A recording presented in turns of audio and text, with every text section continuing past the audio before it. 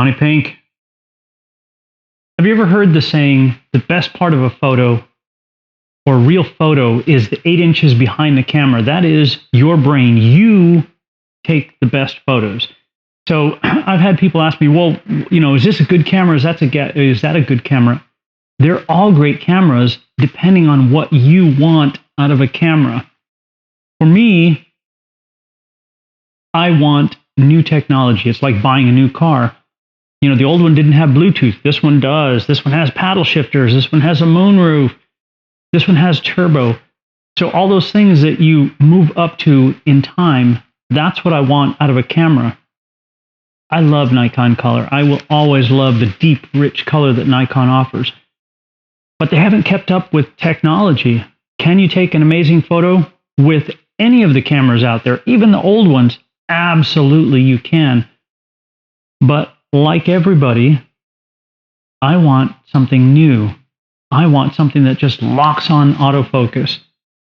I want something that mirrorless is kind of what I want, but I also want a super large sensor.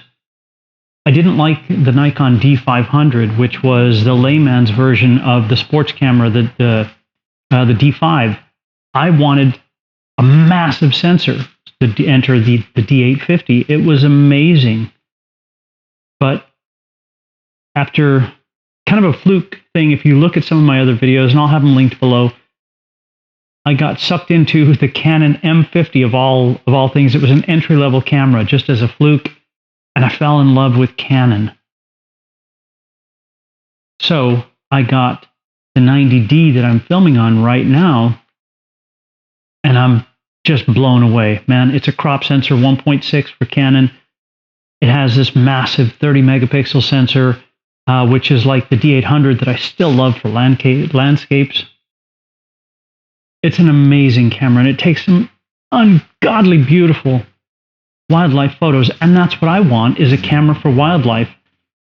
So, looking around at Canon and wanting to try and get into the mirrorless world, yes, I've tried Sony, and no, I did not like it. I hated it. It had no color. It was just kind of bland. It's like eating cardboard or Wolfgang Puck's food. It has no flavor. So what I have now is, I don't think I'm going to get this whole thing in the shot. This is the Canon R5. There are so many reviews out on YouTube. I'm not even going to bother with review. I'm going to tell you what I'm looking for in a camera. It has, you can set it up any way you want, just like the Sonys, maybe like the Nikons, but I haven't ventured into the mirrorless with them. This is a camera that I have been waiting for. This is an amazing camera. So I've got it set on the back here to single point focus. And with this button that's off to the side, I can quickly change and scroll through my different focus settings. But the one in the center here is why I really, really wanted this.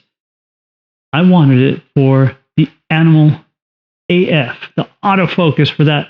So I've noticed that when I'm panning on a bird in flight, like this hawk here, I just hit that and it just locks right onto that bird. It might not find the eye at first, and it's not perfect, but man, it sure is amazing. And I also know that nobody is going to rush out and buy this massive 500 f4. It was in my price range. It was in the credit that I had available. We'll put it that way. Most people are going to go buy what was recommended for Canon to me was the Sigma 150 to 600. Now, with the 90D, it worked perfectly because I was at a 1.6, which is what I want. And it was just, I had some amazing photos. Here's some that I haven't showed you before.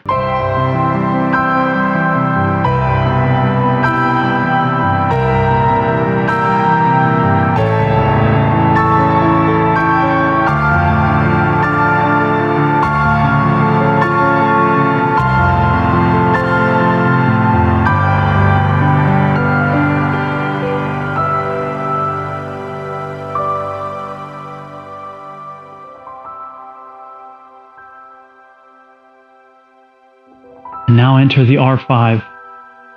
I've only been out a couple of days with it, so I don't have this massive catalog of things to show you.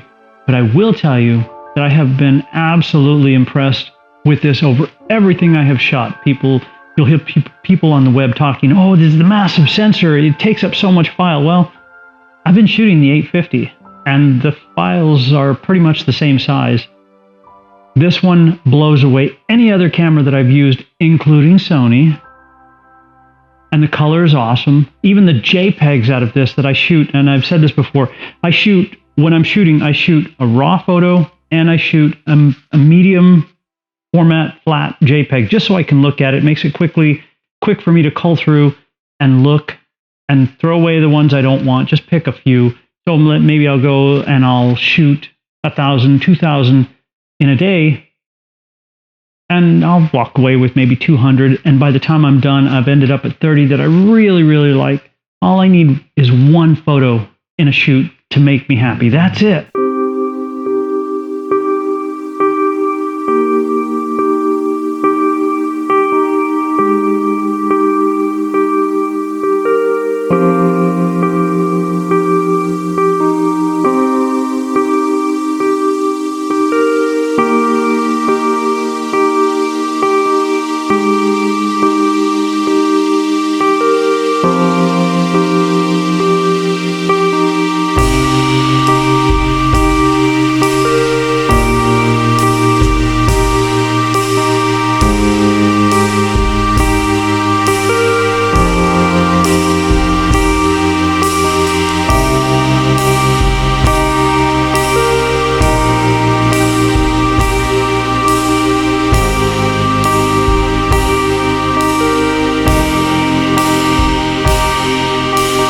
This one I've been shooting on the electronic shutter, and I've always thought that shooting in a burst of 20 was kind of overkill. I don't need that many shots, and with the 90D, the buffer is really, really small, so I got even more used to just shooting in short bursts, picking my shot, and really, really, at 8 inches behind the camera, really, really focusing on what I wanted. So with this R5, I don't have to worry about any of that. But I'm still coming from that where I'm just really choosing what I shoot, really looking at my composition. Now, the cool thing about eye autofocus is, and I've heard other people talk about this, and until I used it, I didn't understand that. But with the older cameras and all this, you're really kind of picking where your autofocus point is. So you might be, the cool thing about this one is you can set it on the back, and so I can scroll quickly on the back using the back screen to find my autofocus. But if I hit animal eye autofocus, I don't have to worry about it. I can kind of find where my animal is sitting, make sure it's centered in that frame, and then click the photo. And it just, most of the time, it locks right on there. It is so cool. So these are my initial thoughts with this. I have not shot in 8K as of yet. The 4K, I haven't had any trouble with that. And even editing some of my music videos where I'm using a green screen, which uses tons of memory, or an Echo, which also uses tons of memory and a lot of rendering. I'll get there. I'm going to go out this weekend with James, and I will be using the Sigma 150 to 600. I love that lens too. I don't know how it's going to perform on this. On the 90D, it was great.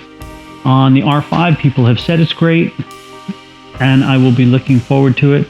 Now, with this R5, since I don't have that same reach, I have been using the 1.4 teleconverter, and I will probably get the 200, the newest 200, just so I have it.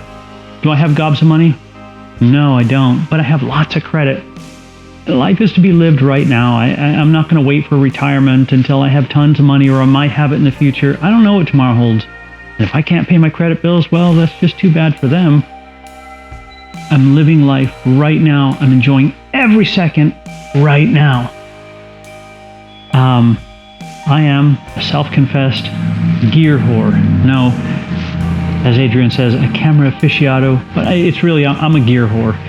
And I don't have that natural eye, say, that James has. James has a natural eye. And we shoot the same things, but we develop them different. And that's another thing I really like about photography. It's artwork. So for me, the R5 is the camera I have been waiting for. If in the next year or 2 years, Canon comes out with a mirrorless that is like the 90D. It's a crop sensor. I will get that as well. But for me right now, man, I am blown away. It's an amazing camera. So I'm going to finish this. First, I'm going to say thank you. If you have any comments, you have any questions, leave them down below and I will answer you. My email is also down there and you're welcome to email me because I like those questions too. If I can help, if there's anything I can do, I will. Man, thanks. I've worked really, really hard to get here, and I'm thankful every day that I'm able to get here. But hit the subscribe button, give it a thumbs up. It helps out my channel. It really, really does. Well, give it a thumbs down. That's cool too. I'm fine with that. But thank you for watching the R5 right now. This is my first initial thoughts of it. I have been really, really impressed. So thanks a lot. I'll see you out on the road. JonnyPink. We'll see you guys. Clean slate.